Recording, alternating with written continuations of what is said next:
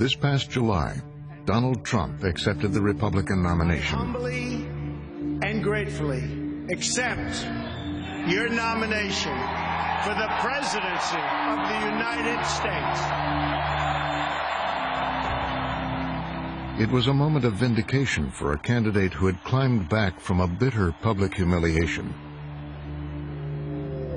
We're talking about the White House Correspondents' Dinner. Tonight, it's an annual event right here. Donald Trump has been... It happened in April 2011,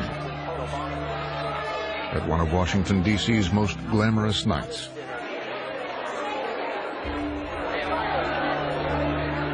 I got to talk to Donald as we were going to our seats, and he was in just such a great mood, and he was very jovial, and people were taking pictures, and it was very exciting that Donald was there. And Trump's invitation to the exclusive gathering came after weeks of attacking President Barack Obama on television.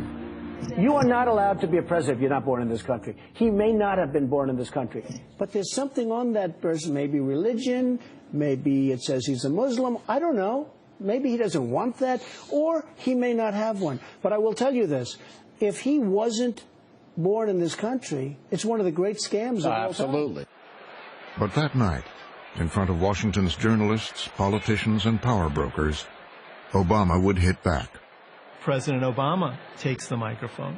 All right, everybody, please have a seat. Donald Trump is here tonight. And proceeds to fillet Donald publicly. No one is happier, no one is prouder to put this birth certificate matter to rest than the Donald. And that's because he can finally get back to focusing on the issues that matter. Like, did we fake the moon landing? I was sitting 20 feet from him, and just the look of discomfort on his face. What really happened in Roswell? And where are Biggie and Tupac? Donald's face was so incredibly serious. It was so incredibly he just put on a poker face. I was 2 tables away from Trump. The conventional way in Washington of absorbing a joke at the White House Correspondents' Dinner is to keep your chin up and at least pretend to have a sense of humor about it, even if you go cry into your pillow that night. Trump was steaming. His face was all locked in. He was not having a good time. All kidding aside, obviously we all know about your credentials and breadth of experience. For example, no, seriously, just recently in an episode of Celebrity Apprentice at the steakhouse, the men's cooking team did not impress the judges from Omaha Steaks. And there was a lot of blame to go around, but you, Mr. Trump, recognized that the real problem was a lack of leadership. And so ultimately you didn't blame Little John or Meatloaf. You fired Gary Busey. And these are the kind of decisions that would keep me up at night. And he's being treated like a piñata by the President of the United States.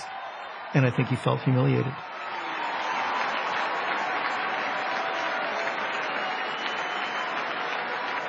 Well handled, sir. Well handled. But it just kept going, and he just kept hammering him. And I thought, oh, Barack Obama is starting something that I don't know if he'll be able to finish. Say what you will about Mr. Trump. He certainly would bring some change to the White House. Let's see what we've got up there. Donald dreads humiliation, and he dreads shame. And this is why he often attempts to humiliate and shame other people. So in the case of the president ridiculing him, I think this was intolerable for Donald Trump. I think that is the night that he resolves to run for president. I think that he is kind of motivated by it. Maybe I'll just run. Maybe I'll show them all.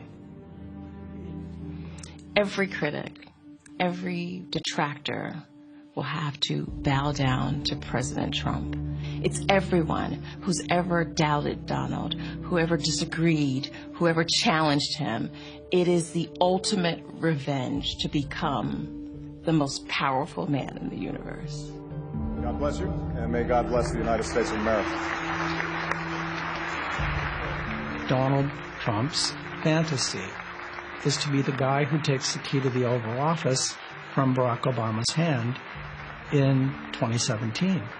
And it's personal. This is a burning personal need that he has to redeem himself from being humiliated by the first black president.